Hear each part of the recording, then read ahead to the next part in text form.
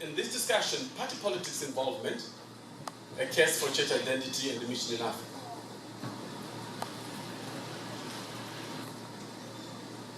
This is what we'd like us to talk about.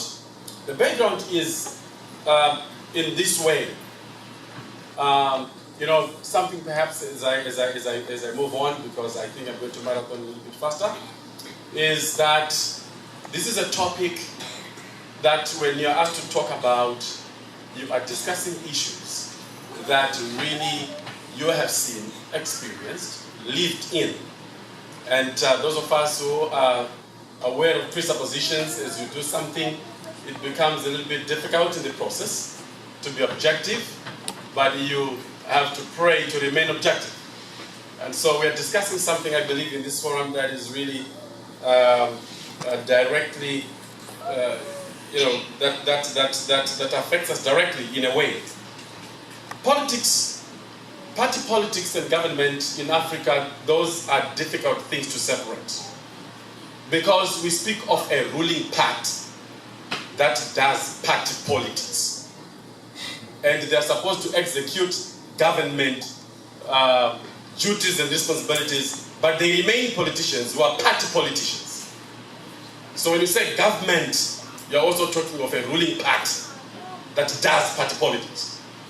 So anybody says, I'm a politician, and I'm in Africa, I'm a politician, I'm in Canada, the contexts are different. And so, how do you define politics then? We'll come back to that. But the background also says here, expressions of party politics make it a challenge for anybody to retain identity and mission. Party politicians or party politics is responsible for collapsing imperialism, giving freedom to civic society, and that is inclusive of masses in churches. Did the church need liberation? Was the church in need of liberation? For whom was party politics benefiting then? Maybe a global look would help. What is happening in the 19th century, 20th century in colonial Africa? At this time, we do have something going on globally. You have Malcolm X, the Martin Luther Kings in the West. They are all trying to respond to issues of race, oppression, and so forth. And in the same vein, this is what is also happening in Africa. Consciousness of historical party politics practices by the church. In other words, people engage in party politics because they have developed or are exposed to elements of history. What happened in the past? Governments included as well. Church members are not left out. Now I remember one time when we finished building our SID offices in South Africa. The church invited the government, and like I said, government includes party politicians. And some state officials declined to attend an Adventist official meeting to open our offices because of our history as it relates to politics. South Africa is apartheid, there is segregation, and the church decided to obey the law and to obey government, and in the process, endorsed apartheid. But years down the line, that political party gets into power, they don't forget. How do you do mission in such a context? The global family. We are proposing here that there are two groups in the world. The globalizing family and the globalized family. So when you speak of we're in a global village, the next question should be, which part of the village? The globalizing village or the globalized village? We have new institutions, IMF, World Bank, that access money to African states on conditions that are political. So in a way, we gained independence, but remain socially, economically enslaved. You don't meet these standards, you have no access to these loans. So this is the environment. We're talking about environment in which party politics is taking place. Don't lose focus. And so we've got political manipulations, and we have also religious organizations headquartered in the West. And when the church in the West speaks, the rest of the church must follow. And then, of course, we have party politics in the church that has been alluded to, and members find no reason why they should not. And the question is it possible for a Christian to be involved in party politics and retain church identity and its mission? Is it possible given this whole scenario and given this whole mix of issues? The methodology that we chose to do here was a historical biblical theological approach. Why? Because a biblical theology collects the results of exegesis and provides the data for the systematician to contextualize and develop a theological dogma for church in mission. We've debated with Dr. Mzengo over this, repeatedly and back and forth. And so I enjoyed when he says, no mission, no theology. And I come around and I say, no exegesis, no mission. And so we debate and talk about this, all the time. And so implications for identity, and we move on. The limitations, we'll limit ourselves to party politics and nothing else. And so how do you define politics? You cannot define politics in Africa through the prisms of Western intellectual material. Why? It's unique. If you attempt to do that, you arrive at the wrong conclusion. And so we tried here, after reading 15 authors and so on, and majority of them Western scholars, and the minority, of course, from Mother Africa. It's a process. Party politics is what? It's a process of attaining a political position. The process of getting there in a position of political power. That's party politics. So you play party politics in order to get there.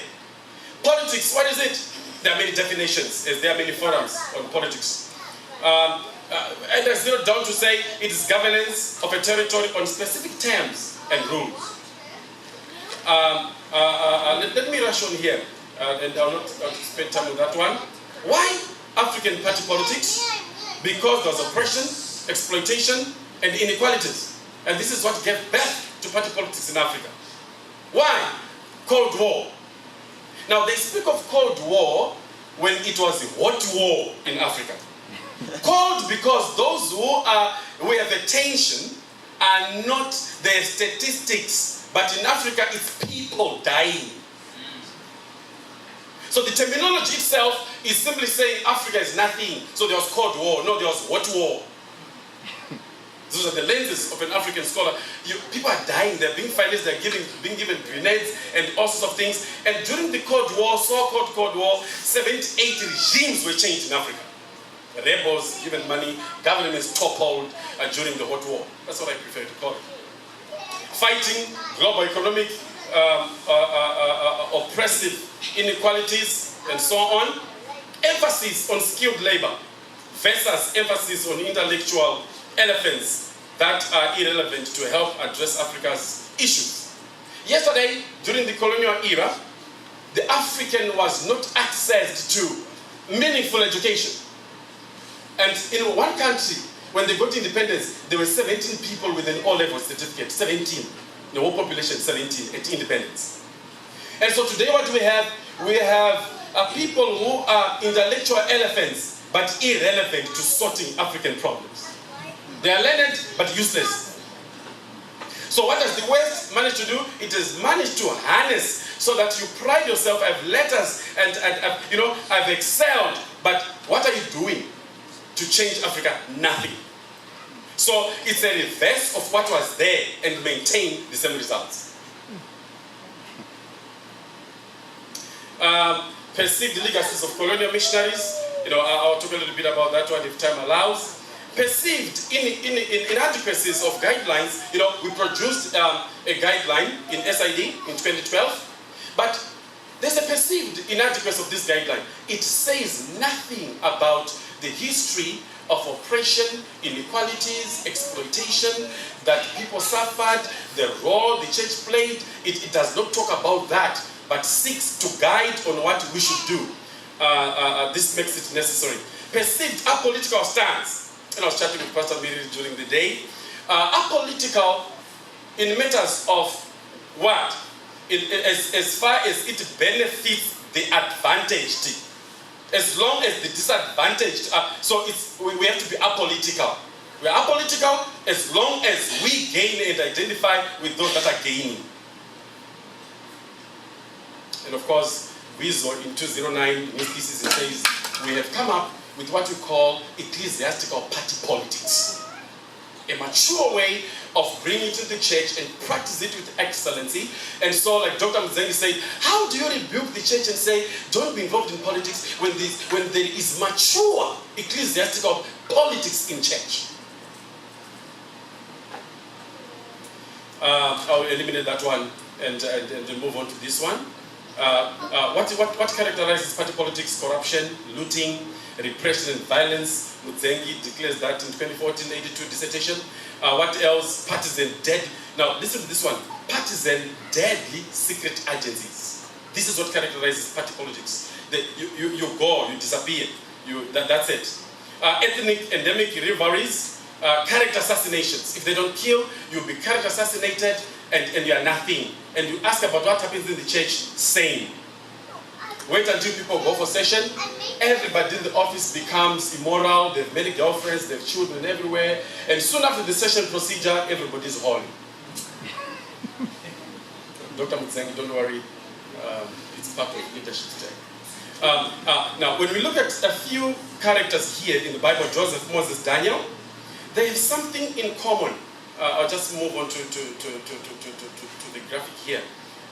People who lived in different period times, there's something that is common among them, and which I gleaned at with my colleagues here.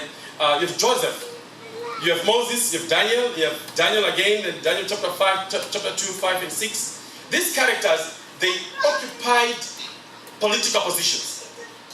And one in the middle of Bronze Age, Joseph, and then late Bronze Age, Moses there, Iron Age, Daniel. There's something that after textual, analysis and so forth, all of them were simple people, and all of them responded to a crisis, and all of them solved it, and after that they were appointed into a political position. So there's an intertextual connection of these biblical characters that they experience and that connects them together. And as you look closely, none of them is involved in party politicking before assumption of that political position. So when people say, I'm a politician, because Daniel was a politician, yeah, but he was not in party politics. Amen. There's a crisis, the king has dreamed something, is forgotten. Daniel comes to the scene, he solves the issue, immediately he's declared a big man in the nation. That's not us.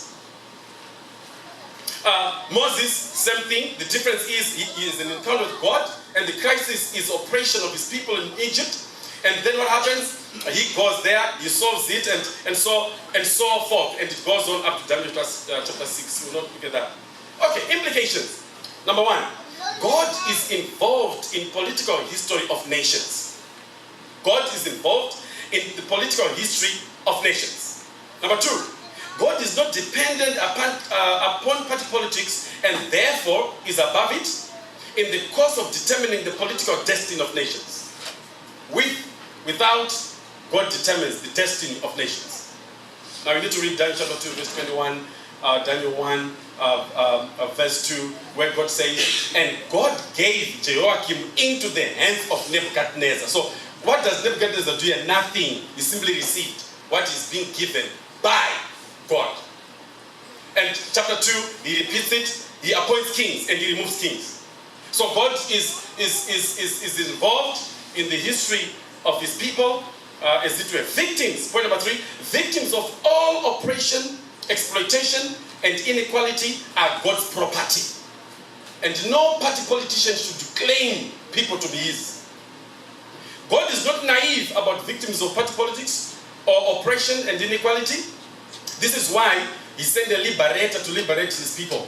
But on one condition, in line with this character. Assumption of political position should be free from party politics. And one should remain loyal to God in private life and in public life. Amen. The presence of the Holy Spirit distinguishes a Christian political figure. An appointment in the political position rather than party politics seems preferable. And then, of course, it is the church leader's responsibility to avoid involvement in ecclesiastical and public party politics. And peaceful, this is the last one, peaceful civic disobedience to legislated oppression, exploitation, inequality, or injustice of all forms that conflicts biblical principles is in itself obedience of the highest order. And now this is what Daniel does, and the rest of them in the Old Testament text. So, civic disobedience to anything that is not biblical, it is actual obedience in the highest order. Are our politicians in Africa free and willing and ready to do that? Conclusion. Party politics seems to lack biblical basis, and the question that arose in the statement of the problem can be therefore answered. It therefore seems impossible for a Christian to be involved in party politics and retain the church's identity and mission in Africa. Thank you.